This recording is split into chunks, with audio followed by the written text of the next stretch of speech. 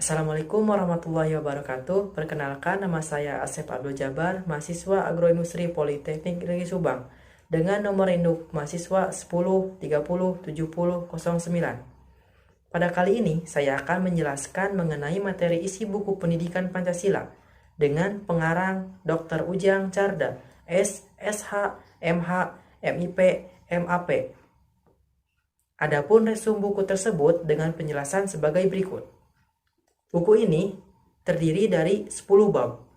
Bab 1 tentang orientasi terhadap pendidikan Pancasila, yang di dalamnya membahas tentang landasan, tujuan, dan rumusan pendidikan Pancasila. Tujuan pendidikan Pancasila yang tercantum dalam buku ini adalah diharapkan tercapainya perilaku yang memancarkan iman dan takwa kepada Tuhan Yang Maha Esa. Perilaku yang bersifat kemanusiaan, yang adil dan beradab, perilaku kebudayaan, dan beraneka ragam kepentingan. Perilaku yang mendukung kerakyatan dengan mengutamakan kepentingan bersama di atas kepentingan pribadi dan golongan. Bab 2 tentang memahami sejarah Pancasila sebagai lambang negara Indonesia. Di dalamnya membahas tentang Pancasila dalam sejarah bangsa Indonesia, diawali dengan sidang yang dilakukan oleh BPUPKI pada tanggal 29 Mei 1945 dan berhasil tercipta Pancasila pada 1 Juni 1945. Pancasila sebagai lambang negara Republik Indonesia merupakan jati diri bangsa dan identitas Negara Kesatuan Republik Indonesia. Memahami Pancasila sebagai lambang negara Indonesia dari putusan Mahkamah Konstitusi Nomor 4 Peraturan Perundang-undangan 10 2012.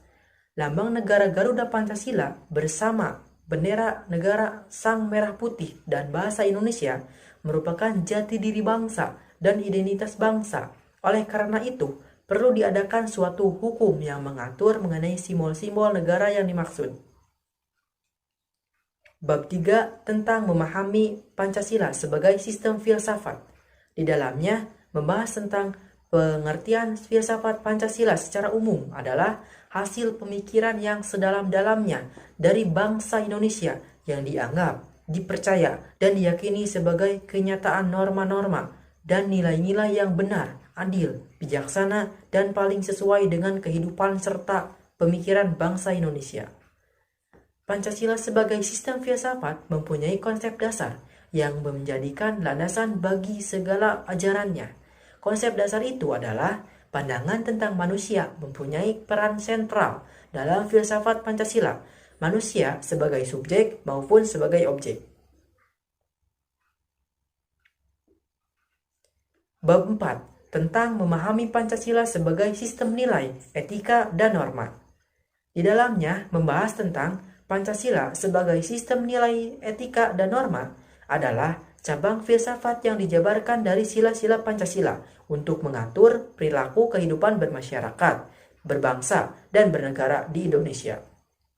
Oleh karena itu, dalam etika Pancasila terkandung nilai-nilai ketuhanan, kemanusiaan, persatuan, kerakyatan, dan keadilan.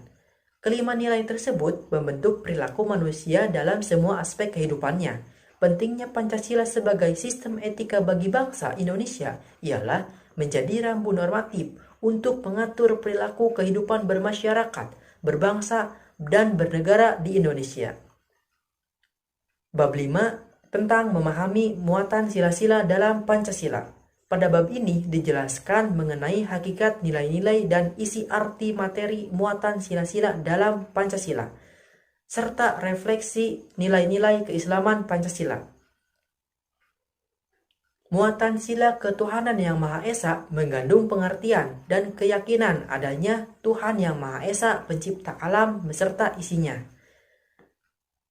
Muatan sila kemanusiaan yang adil dan beradab, kesadaran sikap dan perbuatan manusia yang didasarkan kepada potensi budi nurani manusia dalam hubungan dengan norma-norma dan kebudayaan umumnya. Muatan sila persatuan Indonesia mencakup persatuan secara ideologi, politik, ekonomi, sosial, budaya, dan keamanan. Muatan sila kerakyatannya dipimpin oleh hikmah kebijaksanaan dalam permusyawaratan perwakilan negara demokrasi yang mengakui dan menjunjung tinggi kedaulatan rakyat dengan mengutamakan prinsip permusyawaratan yang mampu mewujudkan kesejahteraan sosial.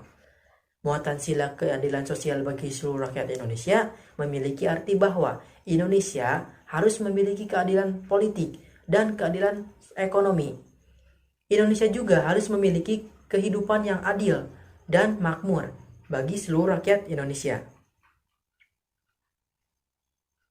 Bab 6 tentang memahami Pancasila sebagai ideologi bangsa dan negara. Bab ini menjelaskan tentang pengertian, makna, kedudukan, dan perbandingan ideologi Pancasila dengan ideologi lain, serta memahami makna Pancasila dari putusan Mahkamah Konstitusi nomor 100 Peraturan Perundang-undangan 11 2013. Dibahas bahwa Pancasila dipergunakan untuk petunjuk arah semua aktivitas atau kegiatan dan kehidupan di dalam segala bidang. Dengan demikian, semua tingkah laku dan tindakan atau perbuatan setiap manusia Indonesia harus dijiwai dan merupakan pancaran dari semua sila dalam Pancasila. Bab 7 memahami demokrasi Pancasila. Bab ini membahas perkembangan dan konsepsi demokrasi di Indonesia. Konsep pemahaman demokrasi Pancasila jelas berasal dari falsafah hidup negara Indonesia, yakni Pancasila. Demokrasi Pancasila merupakan demokrasi konstitusional dengan mekanisme kedaulatan rakyat dalam penyelenggaraan negara dan penyelenggaraan pemerintahan berdasarkan konstitusi, yaitu Undang-Undang Dasar 1945 sebagai demokrasi Pancasila terikat dengan Undang-Undang Dasar 1945 dan pelaksanaannya juga harus sesuai dengan Undang-Undang Dasar 1945. Bab 8 tentang memahami hak dan kewajiban hak asasi manusia dalam Pancasila. Di dalam bab ini dibahas sejarah, istilah, macam-macam, dan pemahaman hak dan kewajiban asasi manusia dalam Pancasila. Dan dijelaskan bahwa hak asasi manusia dijamin oleh hukum, karena pada setiap diri manusia terdapat hak dasar sebagai pemberian Tuhan, seperti hak hidup, hak kebebasan, hak milik, yang sekarang berkembang tidak hanya sekedar hak dasar, tetapi juga turunan hak dasar dan hak-hak yang menyertai kehidupan manusia, yaitu hak sipil, politik, ekonomi, sosial, dan budaya. Bab 9 memahami Pancasila dalam sistem ketatanegaraan Indonesia. Bab ini membahas isi arti Pancasila dalam kedudukan dan pembukaan Undang-Undang Dasar 1945 serta kedudukannya, dan hubungan-hubungan yang ada serta strukturnya. Di dalamnya dijelaskan bahwa sila yang ada menjadi fundamen etis kehidupan bangsa Indonesia, yang berarti Pancasila adalah batasan-batasan kita untuk hidup berbangsa dan bernegara. Dan penjelasan hak akan kemerdekaan adalah hak daripada segala bangsa untuk memperoleh kebebasan atau kemerdekaan. Dan berlakunya hak kemerdekaan ini adalah sejalan dengan tuntunan pri kemanusiaan dan pri keadilan. Bab 10 tentang refleksi Pancasila sebagai paradigma reformasi dalam kehidupan bermasyarakat, berbangsa, dan bernegara. Pada bab ini dijelaskan mengenai pengertian Pancasila dengan paradigma dan hal-hal lainnya yang bersangkutan, serta eksistensi Pancasila sebagai paradigma pembangunan di era globalisasi. Pancasila sebagai paradigma reformasi dalam kehidupan bermasyarakat, berbangsa, dan bernegara secara umum merupakan sebuah pola pikir yang dijadikan sebagai landasan untuk mencapai tujuan pembangunan nasional yang tercantum dalam alinea keempat pembukaan Undang-Undang Dasar 1945 yang berisi tujuan nasional serta tujuan internasional bangsa Indonesia. Dari uraian bab-bab di atas, isi buku Pancasila ini sangat menarik untuk kita baca. Di dalamnya banyak sekali ilmu-ilmu pendidikan Pancasila yang dapat memperkuat dan mempertangguh basic ideologi dalam membangun peradaban bangsa secara paradigmatik dan aplikatif serta implementasian nilai-nilai Pancasila dalam kehidupan berbangsa dan bernegara. Bagi mahasiswa sendiri, buku ini bisa dijadikan sebagai motivasi untuk mendapatkan dan meningkatkan potensi serta prestasi akademik. Demikian resume buku ini saya buat untuk mata kuliah Pendidikan Pancasila. Wabillahi taufiq wal hidayah. Wassalamualaikum warahmatullahi wabarakatuh.